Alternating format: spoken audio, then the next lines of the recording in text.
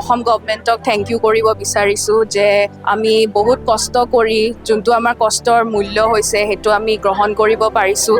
এক পইচা আমি একো নিদিয়াকৈ নেমেলাকৈ বহুত কষ্ট কৰি এইটো চাকৰি পাইছোঁ। বৰ্তমান যিটো ধৰণৰ অসমত প্ৰক্ৰিয়াৰে আমাৰ এক্সামবিলাক অনুষ্ঠিত হৈছে, এই যিটো সম্পূৰ্ণ নিকা প্ৰক্ৰিয়া, ইয়াৰ পৰা আমি সকলো ষ্টুডেণ্টখিনিয়ে বা এক্সপিৰিয়েঞ্চখিনিয়ে ইয়াৰ পৰা বহুতো উৎসাহ পাইছে।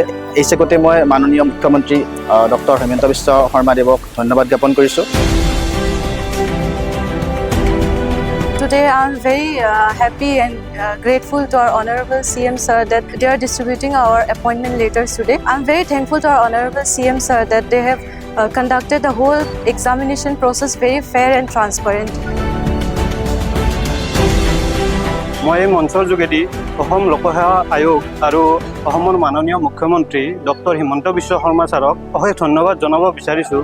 এই সম্পূৰ্ণ প্ৰক্ৰিয়াটো নিয়াৰিকৈ চলোৱাৰ বাবে আৰু পৰীক্ষাৰ পৰা নিযুক্তিলৈ গোটেইখিনি প্ৰক্ৰিয়া ট্ৰান্সপাৰেণ্ট হোৱাৰ বাবে।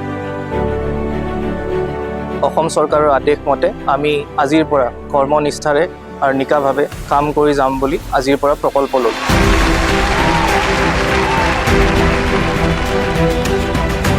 এই নিযুক্তিৰ কাৰণে মই বহুত সুখী আজি আৰু মই ধন্যবাদ জ্ঞাপন কৰিব বিচাৰিছোঁ আমাৰ মাননীয় মুখ্যমন্ত্ৰী ডাঙৰীয়া ডক্টৰ হিমন্ত বিশ্ব শৰ্মা। আজি তেখেতৰ ভিজনাৰী লিডাৰশ্বিপৰ কাৰণে ইয়াতে আজি ষ্টেটত স্বচ্ছ নিযুক্তি প্ৰক্ৰিয়া আৰম্ভ হৈছে আৰু সেইটো কাৰণে আজি মই বহুতেই সুখী আৰু মই আই এম চিয়'ৰ ডেট যে যিমান মোৰ লগৰ আছে এপইণ্টমেণ্ট পোৱা মানুহ চবেই আমি সুখী।